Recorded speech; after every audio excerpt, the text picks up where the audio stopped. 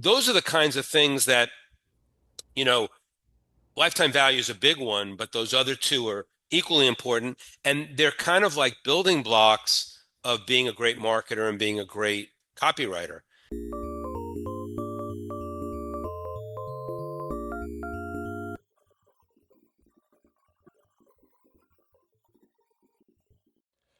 Hello and welcome back to another episode of the Persuasion Play Podcast. I'm Jeffrey at goldmine.marketing, where I explore persuasion, motivation, and influence and how you can influence your brains and the brains around you towards better outcomes. Today I'm very excited to welcome Brian Kurtz. Brian is the author of Overdeliver. He's also wrote The Advertising Solution. This came out years ago and I'd love to hear more about that. Brian also has the publishing rights to Breakthrough Advertising by Eugene Schwartz. You should probably know him. If you don't, it goes all into states of awareness and marketing sophistication, and it gets a whole lot deeper as far as like intensification and gradualization goes in that book, which you can explore even further in the Breakthrough Advertising Mastery Workbook that Brian and Chris Mason have produced. Brian also used to work with Marty Edelston, who ran Boardroom for years, and I'd like to get into a little bit about that. So, Brian, thank you for your time today. Welcome. Thanks, Jeff. And I we met through the Breakthrough Advertising Bootcamp, which Yes. was, I never know who's going to come out of my online family. I have a hard time calling it my list because I was a list guy when I Yeah. started in 1981. Yeah. And whenever I say list, they go, no, no, no, it's my online family. And so, and then people come out of my online family to join different cohorts that I put together, whether it's my mastermind or whether it's the boot camp, Breakthrough Advertising Boot Camp. You came into the boot camp, and I saw from the start that you were a student of the craft. You asked good questions. You obviously knew about breakthrough advertising and Gene Schwartz, which is a good head start to be in the boot camp. Sure. And then we got into some dialogue, and then you said, I've got this podcast. Of course, I said yes as soon as you said, would I be a guest? And I'm here, and I'm really excited about what you're doing in the area of copywriting and marketing. And um, I'm here for for whatever you want to ask me. All right, that's great. I really do appreciate that. All right, well, let's go back a little bit. How did you get into working at Boardroom with Marty? So Boardroom was a young company, started in 1973. And in 1981, I had graduated from college. I thought I wanted to be a writer. Um, Actually, I wanted to be a film critic for the New York Times, but that wasn't going to happen. But I thought I want to write. I was an English major, so hopefully I learned how to read and write in college. Um, that was the goal anyway, as far as my parents wanted me to be an accountant. So I said, no, I'm gonna go for the reading and writing if that's okay with you. It wasn't really okay with them, but they let it go. Um, and then I was in New York working for a play publisher doing royalty rights. And this one headhunter who had been supplying people to this young upstart publishing company called Boardroom Inc. He said to me one day, he said, this guy, this entrepreneur who's the founder, he's been had the business for almost, 10 years or 8 years, and he's looking for people, young, dynamic people. And he said, and the guy, I don't know, I tell you, I hate to hinge my entire career on this one headhunter, but he looked at me and he said, I think Marty will like you. Like he said, you're Marty's kind of guy. And I'm 22 years old. What the hell do I know? Sure. So I get an interview there, not with Marty, but with someone else. They had like maybe 25 employees at the time. Small company doing a few $1 million a year in New York, and definitely publishing a newsletter called Boardroom Reports, which was for executives mostly at home address, but the personal side of the executive, but a lot of stuff about small business and entrepreneurial businesses. And so I got there, and the interview was with their list management division.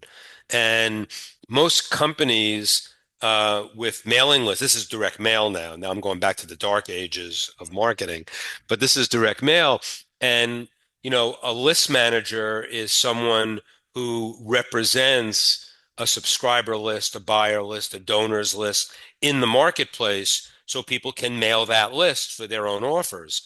And it just so happened that Boardroom had an in-house list management department, and which was rare. I mean, most companies that developed a subscriber list or a buyer list would give it to one of these big list managers who would then, have a lot of lists that they would go out and rent to the industry.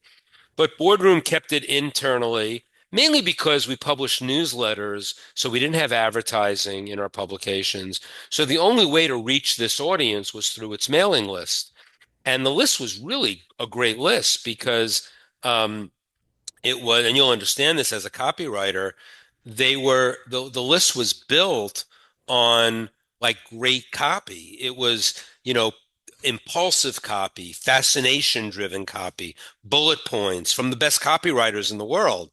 So, because Marty Edelston was like so in tune with, having only the best of the best write for us. And he didn't have a lot of big budget, but he spent a lot of it on our creative and copywriting. Mm. So the list was like they were a combination of business people, wealthy, older, which is always better because older people have money and time. Sure. And the best part of it is that they were mail order junkies, and I say that with like incredible admiration because they are the people because they're buying from impulsive copy, and therefore the names are just so powerful, and they want to buy through direct mail. So basically all I'm saying is that the names were incredibly valuable, and I didn't even know what I was getting into being the in-house list manager for Boardroom. But what it was that everybody used the Boardroom lists. They were like this powerhouse list, and I got to meet everybody in the direct marketing business because I had the best lists. So I basically stepped in shit and I didn't know it. It's like, and I didn't even know what a list manager was, what a list broker was. I didn't know anything about that when I got there. So I quickly learned that I was in a cool position. Um, and it wasn't just a cool position in terms of selling to the marketplace of direct marketers, the best in the world, from, the big magazine publishers, the big book publishers, the big fundraisers, they all use the Boardroom lists. But what I realized is that I became an expert in list segmentation. And that has stood the test of time into the online world 44 years later. So I really believe chapter 3 of my book, Overdeliver, it's titled How Paying Postage Made Me a Better Marketer. And it's about the fact that, the discipline that we had in direct mail and segmenting lists and the ability to know that copy and messaging was the most important element. Once you had your list and your offer set up, it was the least important until it wasn't.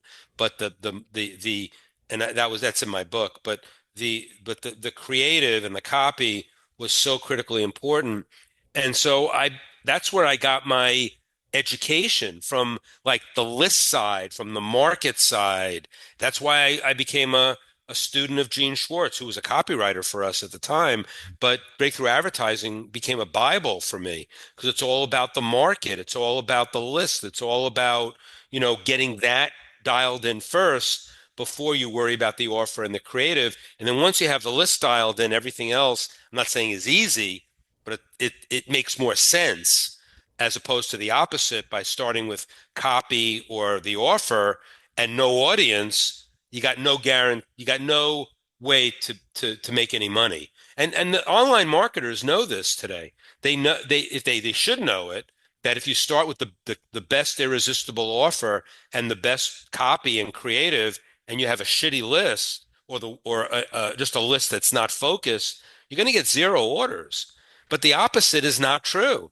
If you have the best list, with a mediocre offer and mediocre creative, you'll make some money.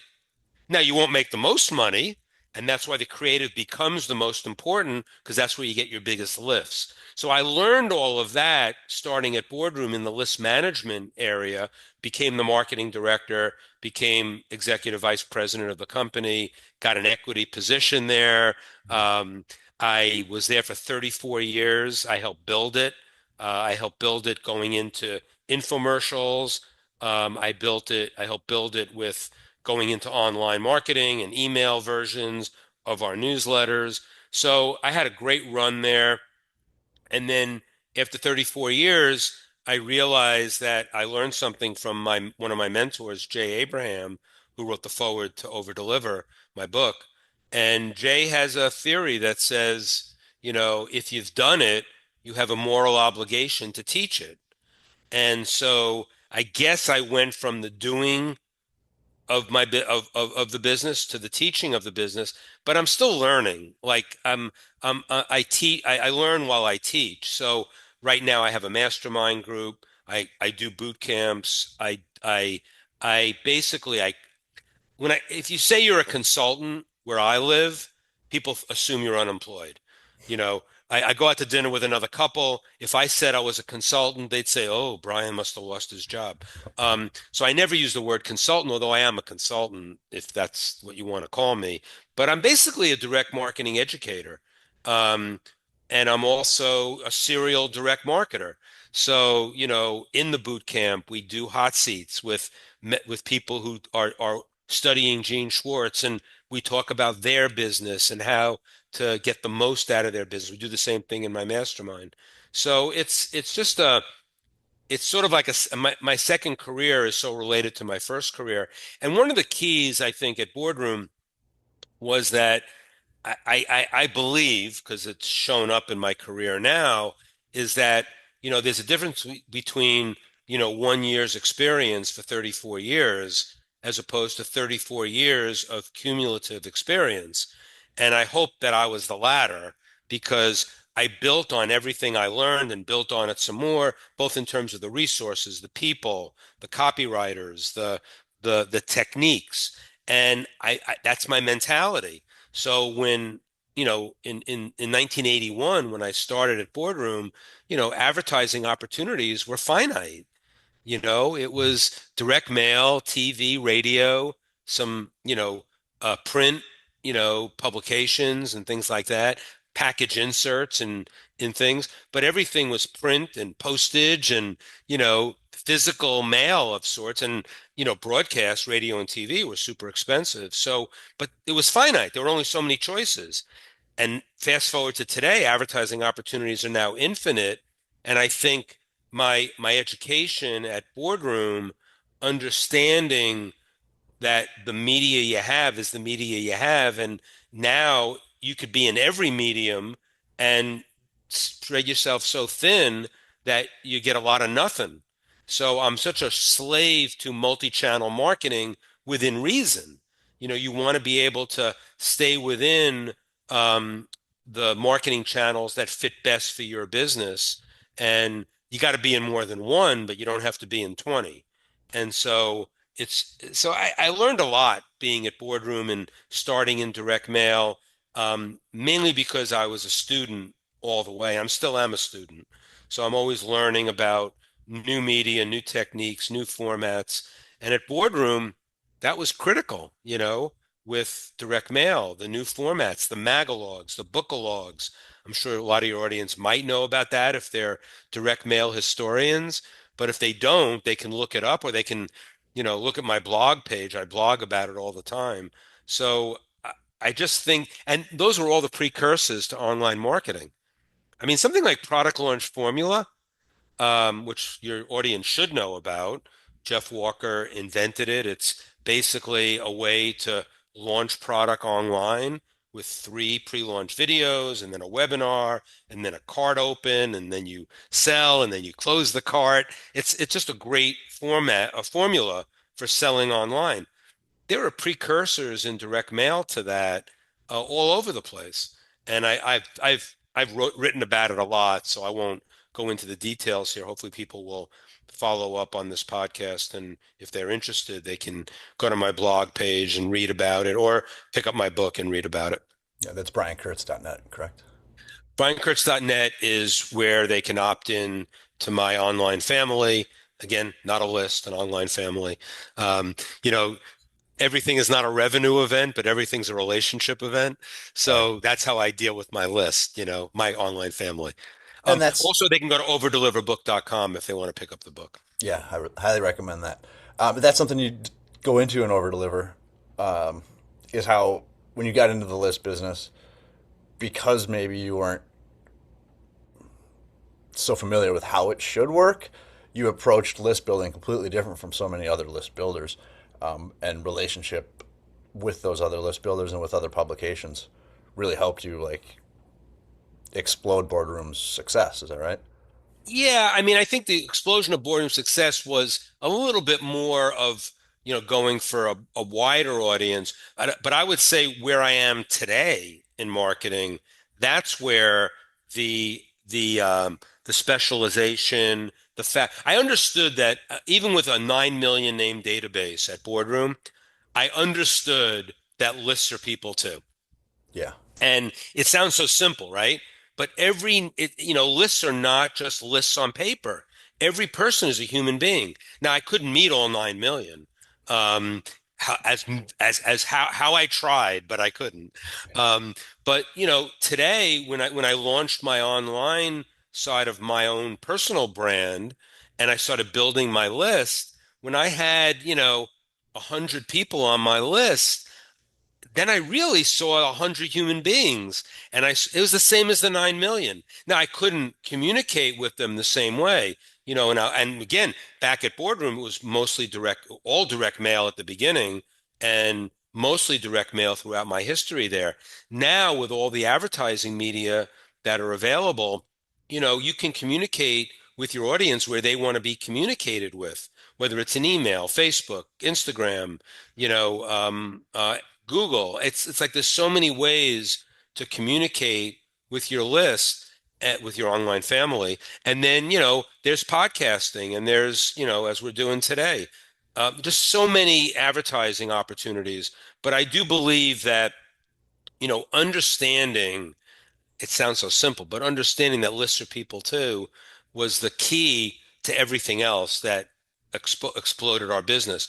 I do think that Boardroom exploded its lists because we really understood concepts that are just, done by rote today. Things like upselling, cross-selling. We had something called contact strategy, where if someone bought a book from us, a physical book in the mail, Mm-hmm. and once they paid for it, we triggered a mailing automatic of a mailing piece, a simple mailing. They probably bought with a very long sales letter or a 32-page magalog, because they didn't know who we were at that point. Once they knew who we were and they paid for that product, we understood that we had newsletters that were similar to those books, and we just put the newsletter, a simple promotion to them, one-page letter that had a picture of what they bought. You bought the Treasury of Health Secrets. Now get 6 free issues to Bottom Line Health, our health newsletter. Those that's like that's today's marketing, right? But Yeah. we had to do it in the mail, so we had to pay postage and printing. That's why we had to reduce the printing costs for those contact strategy mailings. But it made sense at that point. It wouldn't have made sense to do a simple one-page letter in an envelope to someone who didn't know us. We needed to tell a story about Boardroom. We needed to tell a story about the book and the experts that were in the book. So that's why we had to do a 12-page letter, both sides, or a 32-page magalog. So learning all of that, how to build a list of, we'll say, 9 million people, of prospects, customers, buyers, multi-buyers, didn't happen by accident. It happened using the same principles that people use today. But it was done. I didn't want to make it seem like that, it was like that personalized, because, how do you personalize a 9 million name list? And, it was basically 2 million names, like last 24-month buyers. But your best list is your X buyers. We had all of the X buyers to our newsletters on that database because, we wanted to keep mailing them. What is that? That's called re-engagement, right? Everything that we did there in the 80s and 90s has its equivalent in today's online marketing environment. Except now you can do it a lot less expensively, but that doesn't mean you should do it more sloppy. Being sloppy with email, there's no excuse for that. And that's about chapter 3 in my book, Why Paying Postage Made Me a Better Marketer. You still want to have the same discipline, even if you're not paying postage and printing, to respect your customer, respect your online family, i.e. your list. And so the principles are consistent throughout my entire career, but different scale. But you know what? I've got people in my mastermind with 100,000 name lists. And, if they're sending, one size fits all email to that list without segmentation, I get angry with them, it's crazy, and the segmentation techniques are sophisticated today where, a one size fits all email is inexcusable if there are different segments of your list that have bought different products and they have different interests, and you can segment them that way. And one thing you talk about re-engagement, you talk about it in Overdeliver as well. This is your lifetime customer value, right? You want to provide things that are meaningful to those buyers so that they will buy from you again, and build that Yeah. relationship and that Well, value. some of the key concepts that when you had mentioned before we turned the recording on that you said I have the seven things that I've noticed in every great copywriter I've worked You're listening to another exclusive interview from the Persuasion Play Podcast with Jeffrey Thomas. with. Mm-hmm. And uh, so I basically and this is not bragging, but I've been in the business for 44 years. So I know Go every ahead. great copywriter who's been alive during my time in my career. And I've worked with many of them as well, both at Boardroom and since Boardroom. So knowing that, I basically wrote a blog post and I've enhanced it a few times, which is what were the characteristics that made up these copywriters? They were obviously the best of the best. So I identified those characteristics. And of the seven, number 5 was having some knowledge of basic direct marketing concepts, at least. And there were at least 3 that I identified. One was lifetime value, understanding that when someone buys from you, it's not a one-off. There are one-off products. I mean, you watch Shark Tank, they're always talking about, what's the life, what are the products do you have behind this one? Sometimes they can blow out one product. That's one way to go, and you can make millions that way as well. I'd rather make get rich slowly through a series of products that are related to the first product. So and have something that's renewable. So something that, Dan Kennedy, one of the great marketers of all time, talks about like he talks about it in terms of like an example would be any kind of goop. He talks about it with his skin cream or, a pain cream, something that runs out, Yeah, yeah, a yeah. goop that runs out is renewable. And you sell the renewal and you sell the continuity and build in income after the first sale. That's what it's about. I mean, renewals are everything, but there's a lot of ways to create lifetime value, as we just talked about with cross-sell and upsell. You know, pop-ups. I mean, pop-ups are not the evil empire. Pop-ups are a way to increase the lifetime value of a customer, and especially if the pop-up is for a product that has continuity, and then now you're getting them in longer. So lifetime value is one of those concepts that every copywriter, this is copywriters now, because I realize the 7 characteristics of every copywriter were also the 7 characteristics of every great marketer I've ever known too. But they already knew these marketing concepts. The copywriters understanding these marketing concepts made them better copywriters. It made them you go from, like Dan Kennedy talks about, a copywriter writing for food as opposed to, being a trusted advisor in your business. And you need to know something about marketing and lists and, you know, how to how to talk to an audience. So lifetime value is one of those. Another one is the 40-40-20 rule, which I recoined as the 41-39-20 Yes, rule. sure. And then the third one of that group is um, um, lifetime value 40. I lost my train of thought a That's little all bit right. there, but it's it, it's the basic concepts of direct response RFM. marketing. RFM. RFM, right? The most important, actually. So RFM is, that's recency, frequency, monetary, which is not a rule of thumb. It's the way consumers behave in the marketplace. And you know, when you talk about list building, and I talked about 9 million names versus 100 names, 100 name list.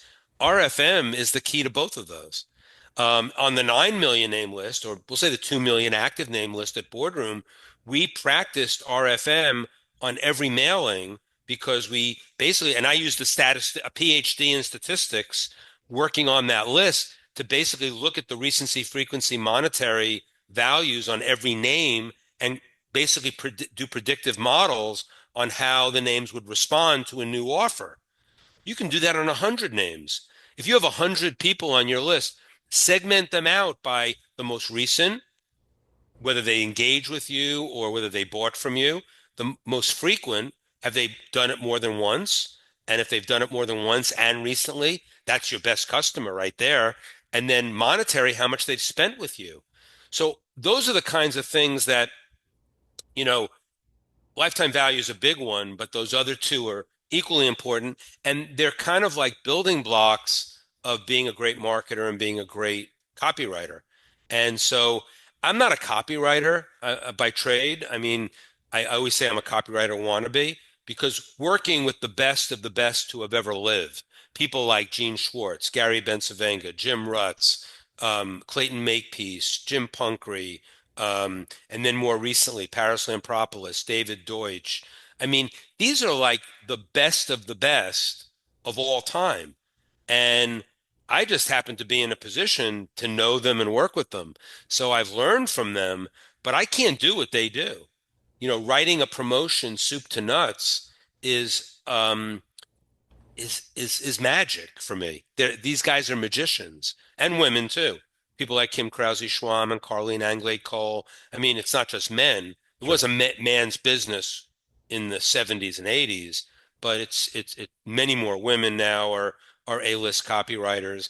And so I've just learned so much watching them work that um, you know, I mean, you connected um, you know, um, re uh, re and basically getting repeat customers into lifetime value, which is a which is the connection. Mhm. But there's so much more in there that, having done it for 44 years, it pounds in my brain all the time about how these miraculous copywriters can get people to people to pull out their credit card, and they do it as well as anybody. And to me, it's not voodoo, but it is magic. Yeah, sure. Um, I've taken some trainings on using like neuroscientific approach to copy, Yeah, and the three different people I've learned from, all of them, they say this is this is the future, which it probably is in some ways. Part of their argument is everybody's become immune to the standard templates, if you will. yeah, So you got to trigger their fear response and then trigger their dopamine response, and they all have an order, but they're all completely different. And they're like, this way works, the other things don't. And they all have their own approach. I think it's what's really important there is it's about having an exciting message and a good strong benefit, hitting the emotions, but at the end of the day, it's matching your message to the media market message Yeah, match, you know? it's copy to list Yeah, basically. yeah, Yeah, always. But you said something really interesting there about, the copywriters, being, the same old, templates. hmm And David Deutsch, who's a great copywriter, been around a long time, he spoke at my mastermind a couple of weeks ago, and he didn't do an anti-AI presentation, but he basically is still of the opinion, and I am too, that the human touch still counts. And so I think that you know you don't want to dismiss AI for any reason at all, but you want to look at it as more as a tool than a crutch. for sure. And I think I'm kind of repeating in a different way what you said, that you know yes, neurocopy is cool stuff. You know how it excites the oxytocin in your brain. I have a guy in my mastermind who wrote a book called Neurocopy, and he's also Is that now been Clive? able to. What's that? Clive, yeah. Clive? Yeah. Clive, yeah. And he's identified you know, the chemicals that are emitted in your brain when certain copy hits. And he's been able to get lifts in response on other people's copy by applying these principles. But I think what you said, it was underneath what you said, and you did say it, I think, that ultimately it's not an or, and nothing is an or. Everything is an and. Just like direct mail and email, they're ands, they're not ors. You combine them, and um, it's amazing that you know when you can take the basic principles of direct response marketing, lifetime value, the 40/40/20 rule, RFM, combine that with neurocopy and chemical reactions to copy, I think you said, tell me if I'm misquoting you, but you said that when people get to that advanced way of looking at copy, they you didn't say dismiss, but they forget the past. I'll interpret it. They forget the past and they say it's only this now. It's Yeah. got to be this. It's only Chat GPT. And nothing is ever an or. Nothing is ever independent. And that's true in anything in life, but especially with the advances in AI, you know, to replace everything that we've learned as human beings, that's crazy. To use it to enhance, absolutely, and I'm all for it every day of the week. So that's the difference between, being a serial direct marketer and being, you know, an online marketer who is using whatever's fashionable today at the expense of everything else that's come before. And those are two extremes, of course, but just to bring up, make that point, I think is really important. Yeah. I think, um, well, one of the people I did the neuroscientific training from presented it as if like this is a whole new way. And it was a great training. It was 4 days long of multiple hours per day. But when I went back later and was reading through my notes, it kind of just tracked to the AIDA formula, just giving it Right. a different face, if you will, you know. It does, but look, there was this was interesting. I just did a presentation for I'll say novice marketers, but world class in their field. So I love talking to people like that, like who are they've achieved mastery in something, but they not marketing. Sure. And I love because they're just like open books. As long as I don't come off as being like a shyster and someone who's going to tell them how to, steal money from their customers. So these guys were all wellness professionals, health coaches and people like that, and they were just so open to every idea that I put in front of them.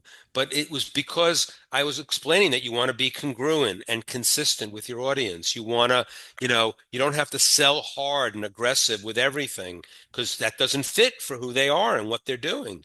And so the idea that, using um, you know, um, neurocopy, we'll say, um, is just another technique. And the fact that it's always going to track back to something fundamental, and then one plus one equals three.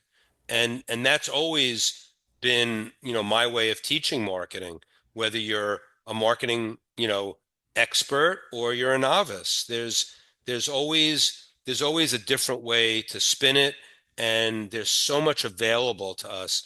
To discount anything is just doesn't make sense to me. Yeah, I was chatting with this is Clive Cable. I was chatting with him on LinkedIn about his book, but he had mentioned Eugene Schwartz's not what's the other one? Brilliance breakthrough. Breakthrough. Yeah, Brilliance Breakthrough. Thank you. Brilliance breakthrough. Uh, I have the How rights to that as well. I know you do. I've got the Breakthrough Advertising. I haven't yet picked up Brilliance Breakthrough, but he had said how Eugene Schwartz basically kind of pre-scientific like brain chemicals had figured out a lot of this stuff and just how genius Eugene Schwartz was. How did you get the rights to his books and how well did you know him? So Gene Schwartz wrote Breakthrough Advertising in 1966. Hmm. 100% of it is relevant to today's marketing. Yeah. Hard to say that from a book from 1966, because he's writing about copy, marketing, and human behavior. And the reason why it's still applicable is he's writing about human behavior and how people behave. Yeah, which doesn't um, change. doesn't change. People think it changes or low on copy It, doesn't convert people enough time. It's like, well, then you're doing it wrong. yeah, it doesn't change. Right. So Gene was writing copy for Boardroom. I tell the story in a blog post about how we never paid him money to write copy. We gave him names because we had the best lists, as I talked about before, especially in the health space. He had a health book company, and so he we would I would just we would just give him 750,000 of our names for writing a package for one of our books or newsletters. And he knew that we could have paid him $100,000 cash for his package, and it wouldn't equal what he made on the 750,000 names, because he understood lifetime value. He understood that if he's mailing these names for his own books, he's going to make a lot more than $750,000 on the repeat buyers and everything he gets out of those 750,000 names. That's a side tangent. But what happened was his book company, Instant Improvement, I he was writing copy for us. I was interacting with him as the marketing director at Boardroom. And I said to him, I knew he was mailing our lists and other health lists that he wrote copy for, but I said, Gene, what other lists are you mailing? Because his company, Instant Improvement, wasn't doing that well on other lists. And so I said, send me your mail plan, like of the list you're mailing. Because at Boardroom, I'm mailing all the best health lists with the best segmentation. And I looked at his list plan and it was a disaster. It was like he had a list broker who was just mailing it in, meaning that they were just like giving him like every list that everybody else knows and the segments that everybody else knows. Whereas I had what would be inside information, which wasn't inside information. It was just we were doing great list segmentation on all the lists we were mailing. So I basically redid his mail plan for him. Obviously, no charge. Why would I charge Gene Schwartz anything? And it enabled it basically I came up with a theory about it later on in life, which is your mentors, you don't choose your mentors, they choose you. Mm. So just by redoing those mail plans for Gene, he basically took me on as a mentee. For more information about persuasion, motivation, and mindset, and how you can influence your brain and the brains around you, visit my website at https://goldmine.marketing. I mean, something I would have, asked him to do, but I didn't feel that it was a logical thing to ask anybody. Sure. Will you be my mentor? I get emails like that all the time. Brian, will you be my mentor? And I explain it doesn't work like that. Why? You're going to tell me I should just devote time to you? And I'm busy. I have a life and I love you. I love everybody. I love all human beings. But how can I, be your mentor and work with you one on one? It's just not going to work. But Gene chose me because I showed, and plus, one of the things about getting your mentors to choose you is use what you have in your stable, in your, like, I had list segmentation knowledge that was as good as anybody's. So I just shared that with Gene on his business. And then of course I didn't ask him to be my mentor. If I share, it wasn't a quid pro quo. Gene, if I redo your mail plan, will you be my mentor? It didn't work like that. Yeah. It just happened. Yeah. And I used to go to his house once a month, which was like a museum. He was a major art collector, Yeah. always had new modern art on the walls every time I went there. It's like being at a museum with an exhibit every time. Um, and just sitting at lunch with him, I don't know what I picked up, but I picked up a lot of good shit I bet. because he was just an amazing man and always willing to share.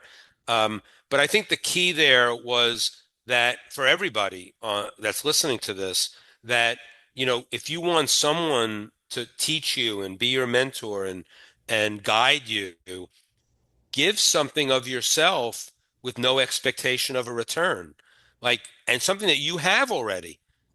Everybody's an expert in something, right? I would say everybody's an expert in this much. That's another story about Dick Benson, another one of my mentors. But everybody has something to give to everybody else. And if it's something of value to that other person, give it with no expectation of return, 100-0, as I say. And what'll come back will be amazing. And if it doesn't come back from that person, I believe putting that karma out into the world, it's going to come back somewhere. And I always say this, that I only have 44 years of experience doing this. So it's not really a complete sample. And I'm being sarcastic. 44 years is a long time. Yeah. That's big. And what's come back to me I never would have imagined. But now I know why, because it works. 100-0, giving your expertise freely, teaching what you know. I mean, that's why after I left Boardroom, I started Titans Marketing, and it was all about, you know, teaching what I had done, which I learned from Jay Abraham. And so, I think Gene, my relationship with Gene. So how did I get the rights? I mean, Boardroom had the rights to publish Breakthrough Advertising. Um, we didn't really sell it. Um, I remember like at least two or three print orders of like 250 books each, and we'd print them up and give them away to people who were friends in the industry because it was out of print. There were copies on the internet were like $500 to $2,000. Yeah. So, we just did it as a service to the industry. So when I was leaving Boardroom, one of the things I took with me was the ability to negotiate a new contract with Barbara Schwartz, who's Gene's wife. She's still alive. She's in her late 80s. She can't believe Gene is more popular today than he's ever been. Um, and I negotiated the exclusive rights to Breakthrough Advertising and the Brilliance Breakthrough with Barbara. We pay her a royalty. And one of the things she said to me, which proves, I guess it's a quote that says how I got the rights. She said to me something to the effect of, Brian, there's no one else I would trust with Gene's work. Now, what did I do to earn that trust? I earned it because she knew my relationship with Gene. She knew that I would never abuse that.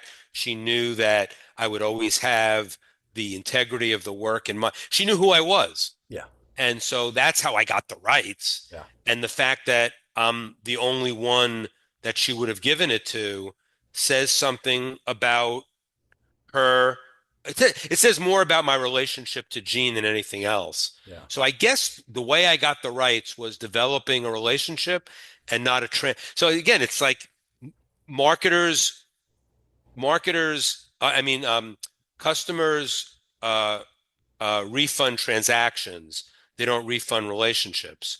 And so, and everything's not a revenue event, everything's a relationship event. So the idea of, developing deep relationships and not wide relationships is the key to everything in life. And when you have deep relationships with people, built on trust, built on integrity, built on sharing, um, miracles can happen. And I'm not saying it was a miracle that I got the rights to breakthrough advertising and the Brilliance breakthrough, but it was done through, you know, being being loyal to Gene and being, of high integrity. And I think that's one of the overriding things about your Overdeliver book.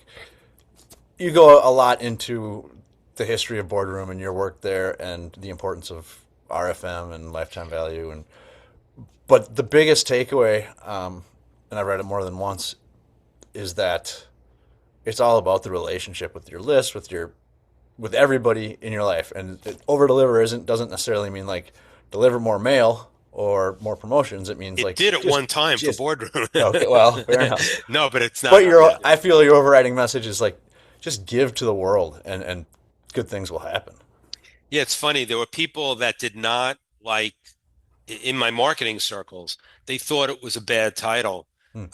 And they gave a good reason, which is that, the concept of when you over deliver, you will tend to eventually disappoint. You over deliver, you over deliver, you over deliver, and then all of a sudden you under deliver on that last over delivery, and now people are disappointed. What are you doing for me lately? Uh-huh. And my response to that was, you know, I'm willing to take that risk because the alternative sucks. The alternative is like just do the base level, um, do it a little bit better each time so that you don't give away all your best stuff. So you'll have more best stuff later to give away again or sell it. Um, Online marketing today is all about giving away your best stuff up front because if you have the confidence that you have more best stuff to give away in the future, then you'll be satisfied.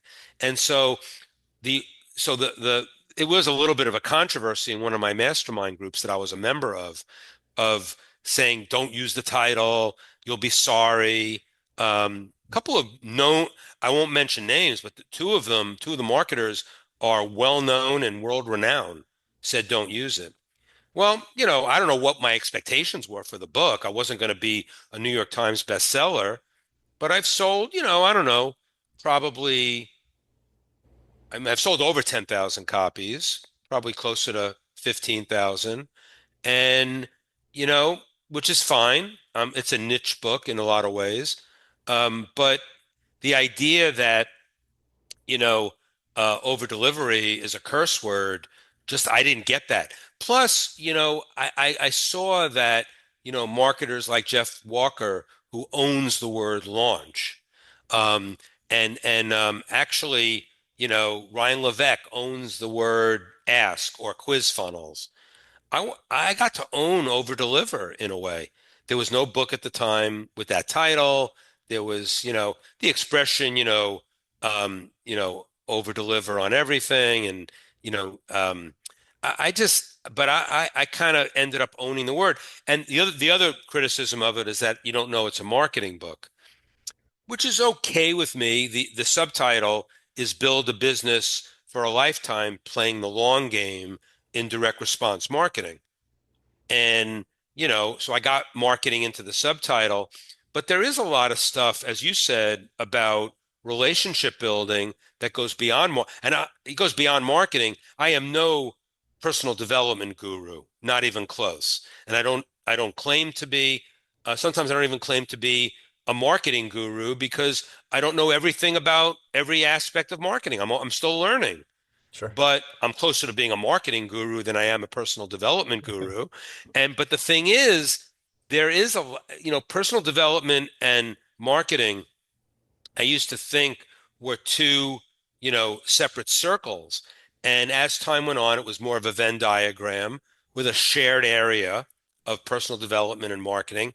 And today, I would almost say it's a circle Hmm. with personal development and marketing within it because I don't think you can have one without the other anymore, especially if you're looking at marketing as relationship building, you're looking at marketing, um, not as exploitation, marketing as human to human marketing. Um, so personal development and marketing are so intertwined that when I do my blog posts every week, sometimes I have a really detailed marketing post about RFM or about, lifetime value. Um, but then I'll do one about, relationship building on a more personal level. Those get much more reaction, engagement, response. Um, it's the name. Jeff Walker had the same thing. Jeff Walker has a video blog, and he told me that whenever he does something about more personal development oriented than marketing, and he's known as a marketing guru, he always gets a lot more response. So by by ignoring personal development in your marketing is a mistake, and ignoring marketing in your personal development business is a big mistake. Because I always say marketing isn't everything, it's the only thing. Because, why would you want to share your vision or mission with dozens of people? So you want to share it with as many people as possible. Mm-hmm. And, you're going to use marketing for that. And so, you know, just because, and it's not just personal development. It's like anything that you want to do in life, whatever product you want to sell, whatever service you're selling, you may not be able to handle if you go to millions of people. You may not be able to handle inventory or whatever.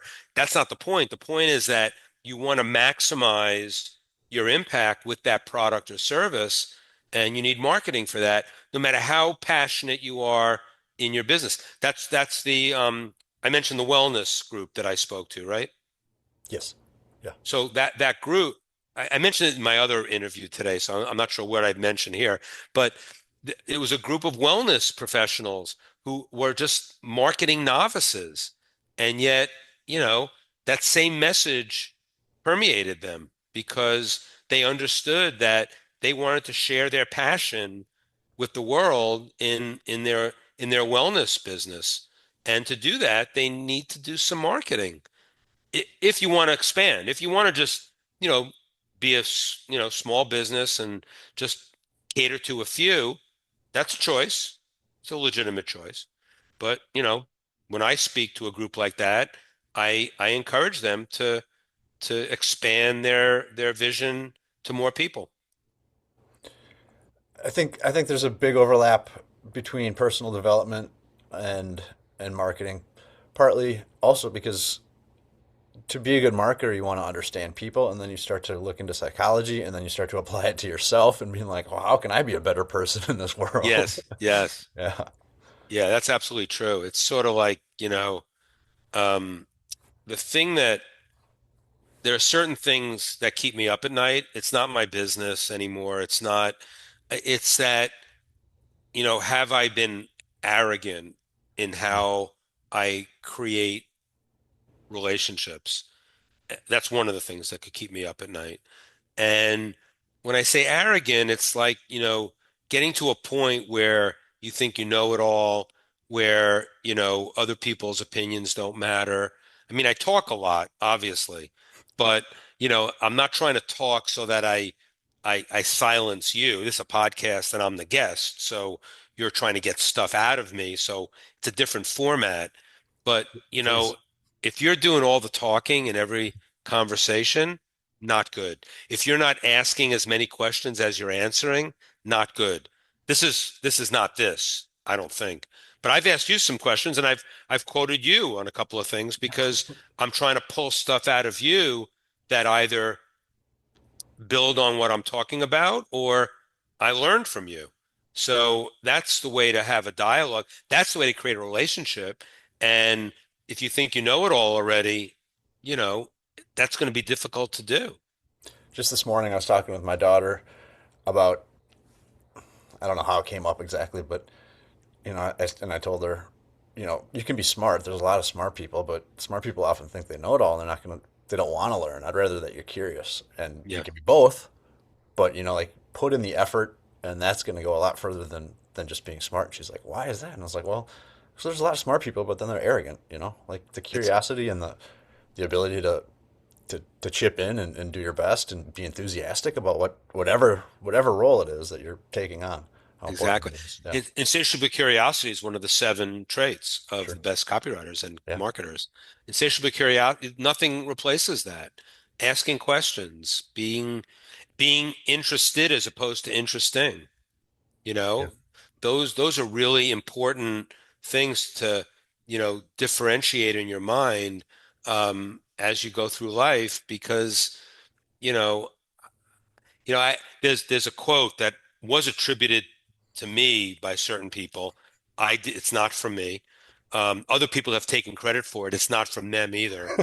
Which is, if you're the smartest person in the room, you're in the wrong room. Yeah.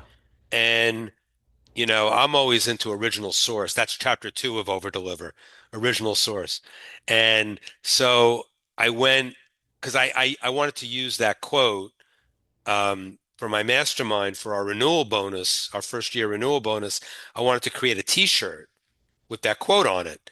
If you're in the wrong room or on the wrong Zoom screen, if you're the smartest person in the room or on the Zoom screen, you're in the wrong room or Mm. Zoom screen.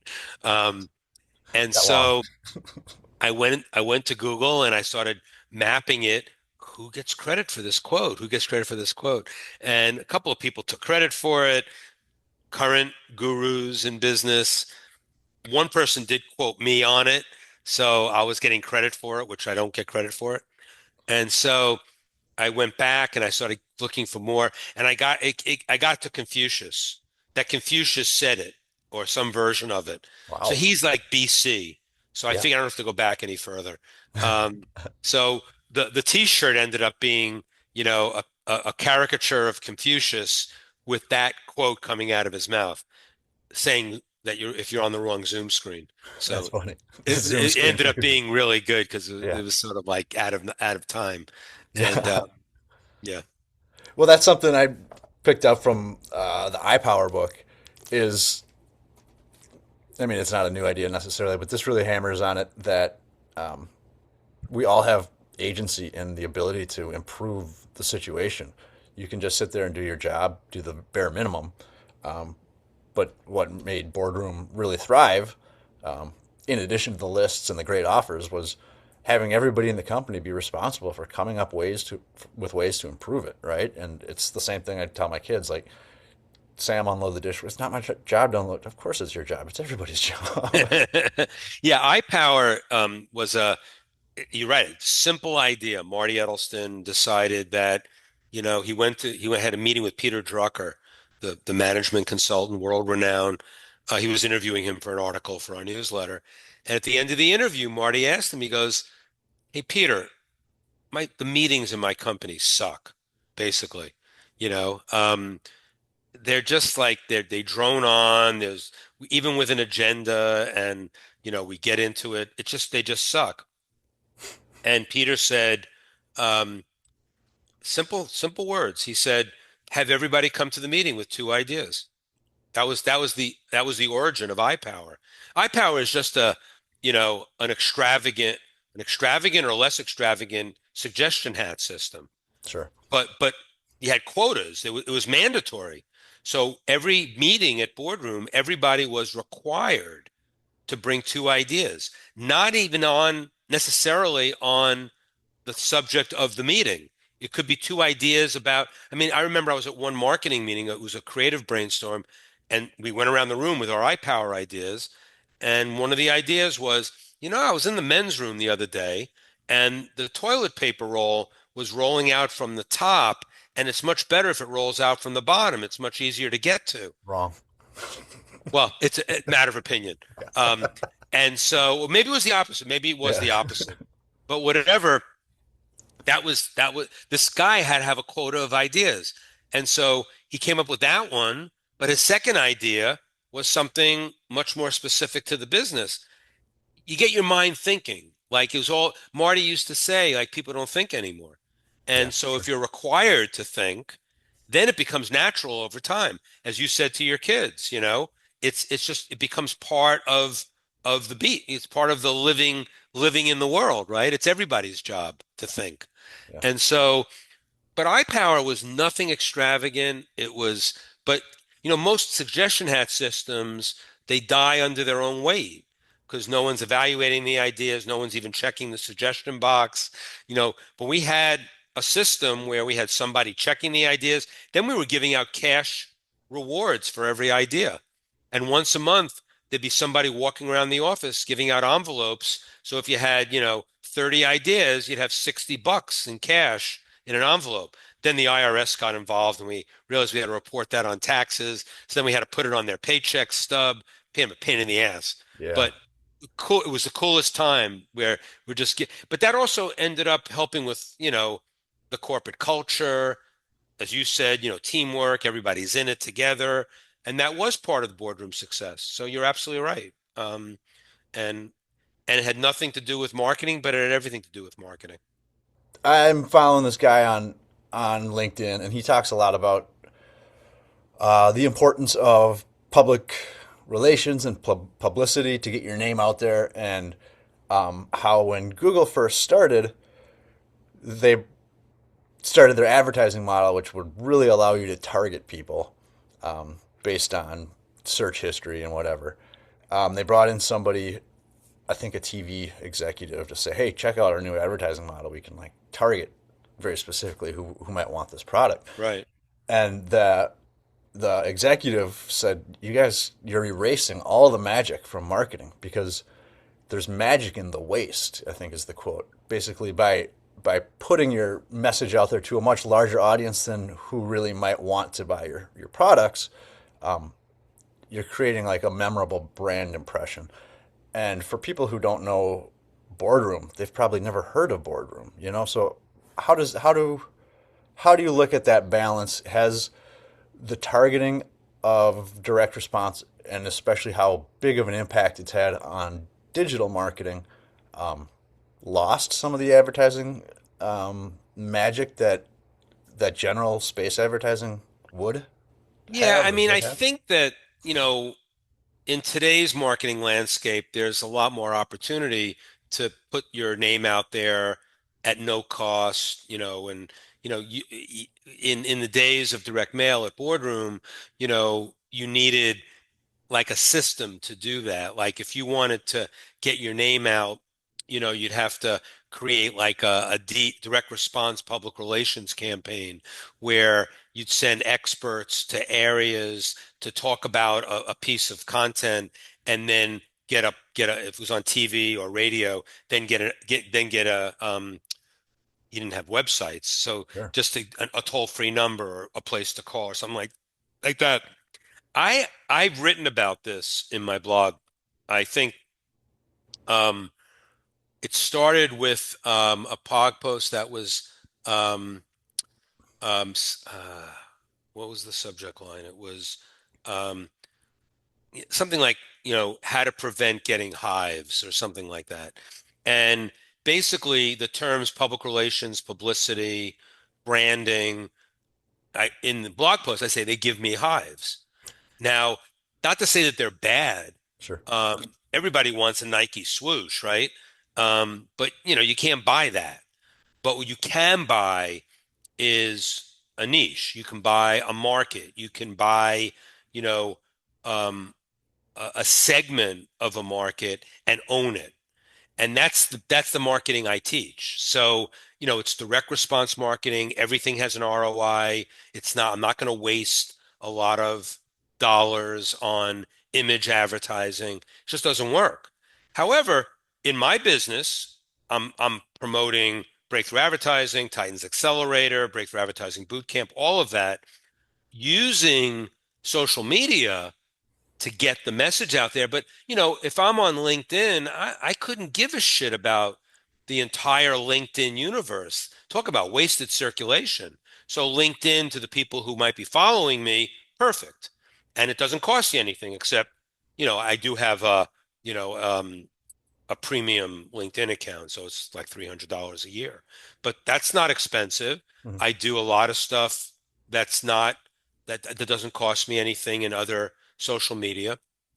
So I'm open to it, but I think the market, it's not that I'm against, broad marketing and general advertising. I mean, we didn't get to advertising solution, but that's where I get into that because that profile well, Halbert and Schwartz were more direct marketing, but the other four were basically direct marketers who were forbidden from doing direct marketing, basically.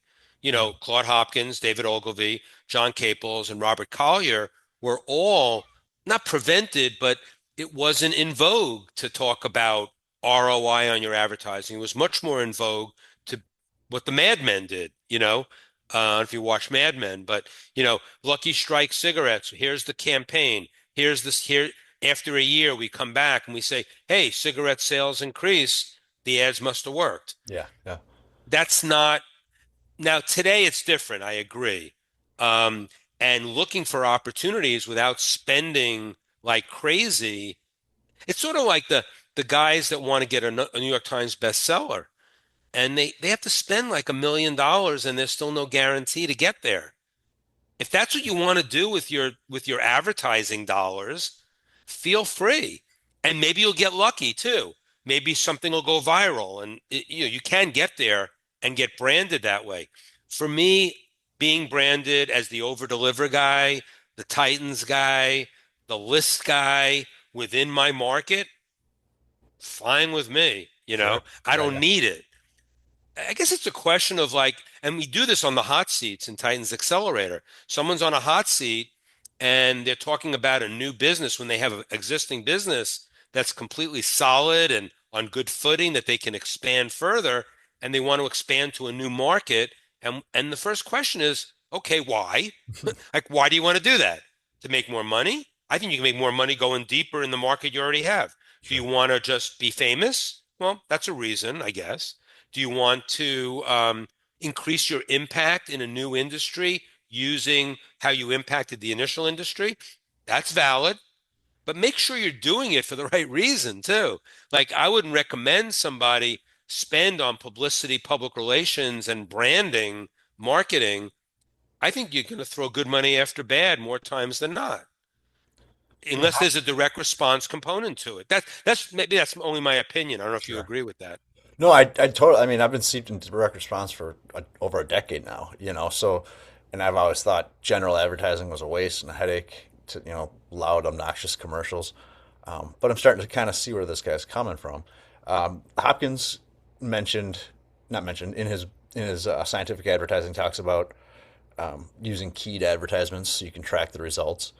Yeah. But I one mean, of he his was doing scientific advertising before there was a science to advertising. Yeah, yeah. But That's why he's such a pioneer. one of his big successes though was baking that gigantic cake that drove a ton of publicity. There's Right, right. I do think Joe Polish did a either a video or something, and he titled it "Branding is Bullshit," and I challenged it actually. no, Because I do think that there is a branding component within direct response. But if you're a serial direct response marketer, you're still going to figure out whether, and today you can do it through QR codes, you can do it through websites, you can do it through landing pages. So there's a lot of ways to make branding, public relations, and publicity pay out. I mean, Paul Hartunian was a pioneer in publicity. He died recently, which was sad, and I did a blog post about him. And he had a publicity kit, a course that was the ultimate publicity kit. But it wasn't just to get more publicity; it was to generate names for a list. And so, there was, I'll say, a direct response component to the publicity, to the public relations, to the branding. Um, so even if you know even in the I think in the cake baking example, I'm trying to remember, there was something with a way to respond or a way to like react. I'm trying to remember the exact. I'm going to go back and read it now that you mention it. yeah, he was trying to um sell a shortening like consuite or something. It was like a vegetable shortening, lard replacement. But I just think it caused it. I don't remember if there was a way to track it or not. It's just I know that he built these big cakes and the local stores would sell out when yeah, yeah, yeah. I they did. mean, but it's hard to do that in his era. I'm talking about the 1930s. Sure. Yeah. Like, Yeah. how are you going to do that? How are you going to get things didn't go viral very often in the 1930s. But today, something like that, like an Instagram reel or a TikTok, on, selling a shortening through a cake that explodes, whatever. You could do something spectacular and you could link back to the brand very easily. So I'm not going to dismiss. I mean, while it gave me hives in that blog post, I also gave an example of how branding works. Boardroom Reports was a newsletter that when then the newsletter that became the flagship of the business, it went from Boardroom Reports to Bottom Line Personal. And one of the biggest steps we made to keeping Boardroom Reports alive when it was dying was just changing its name to Bottom Line Business.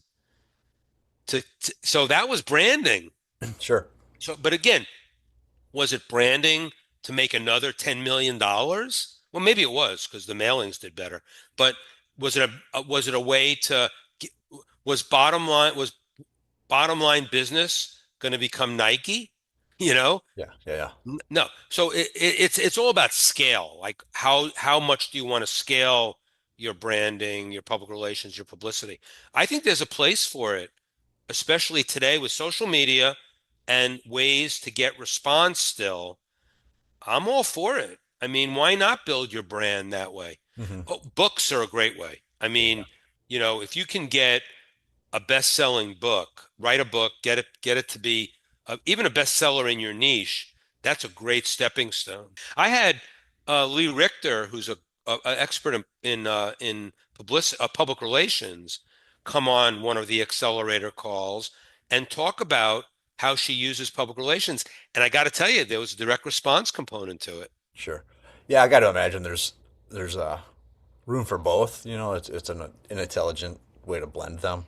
And Um, if you ever get to a more known brand, I mean, Michael Fishman has a quote. He says, you know, it's like branding is like knowing how known or unknown your brand is and market accordingly, something like that. okay. But your brand can expand and then your marketing will change. And if more people know you and then they like and trust you to boot, that's always all boats are going to rise with that. Sure. How much is it going to cost you? Can you track the ROI in some way? And that's because I'm a serial direct marketer. Yeah. It's hard for me to do that kind of advertising and suggest it to other people without some kind of tracking mechanism, at least. That's me.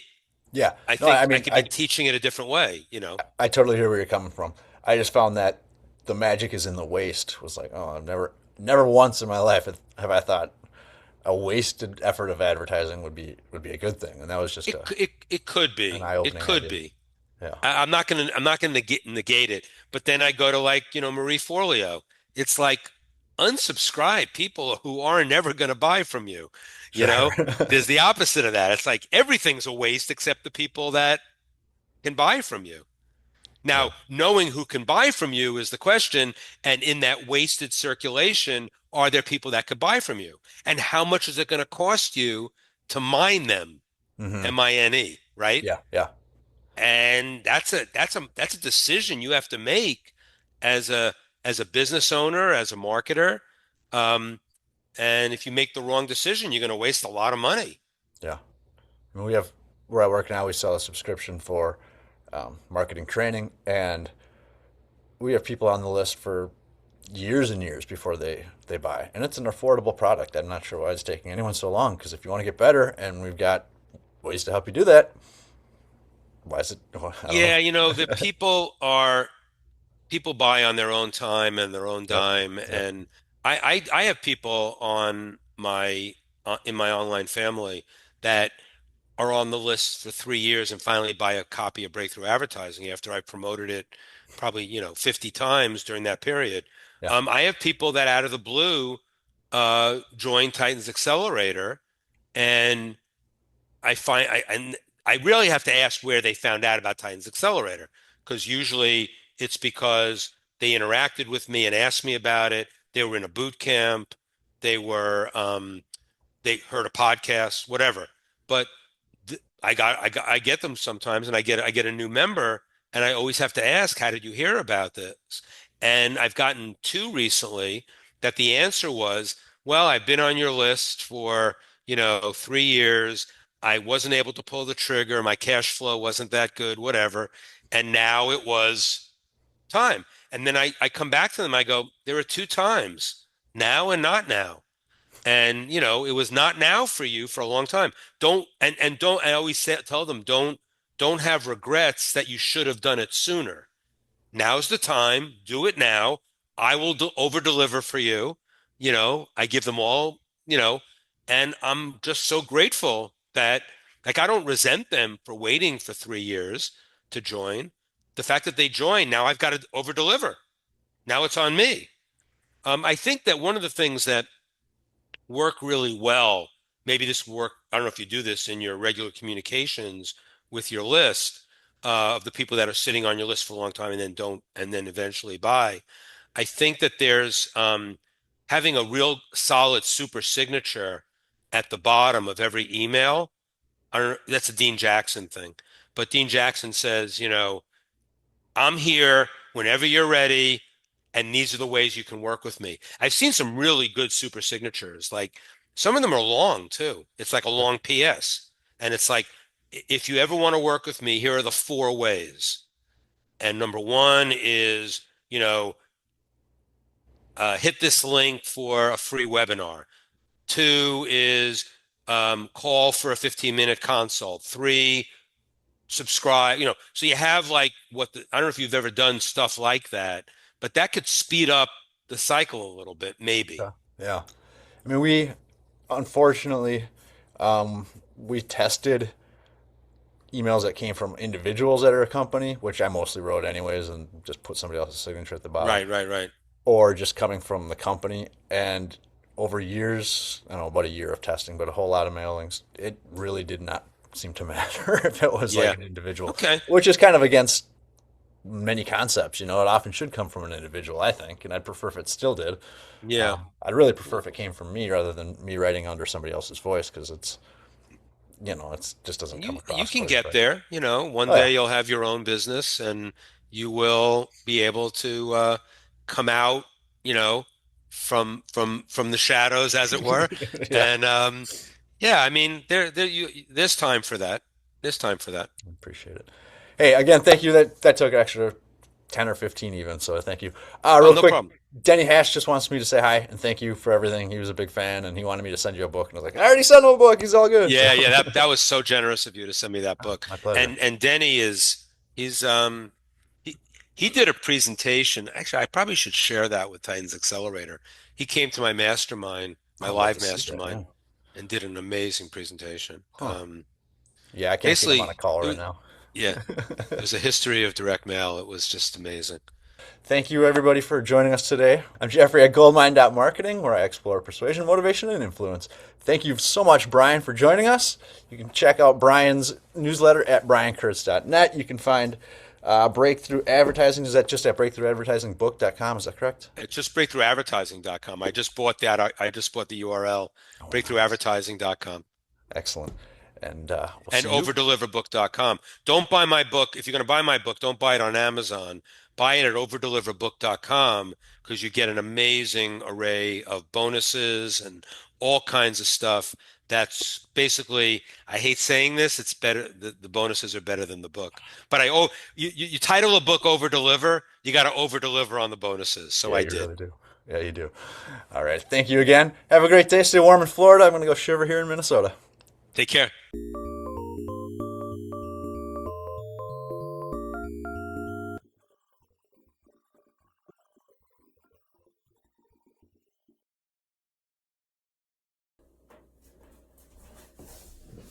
Hey, if you're a business owner or a copywriter and you're looking to earn more money, check out the resources at goldmine.marketing. It's all about direct response copywriting and direct response marketing, motivation and influence, and can help you raise your profits starting now. Check it out, goldmine.marketing. There's all kinds of interviews, book reviews, and lessons distilled from books there, all of which can help increase your profits.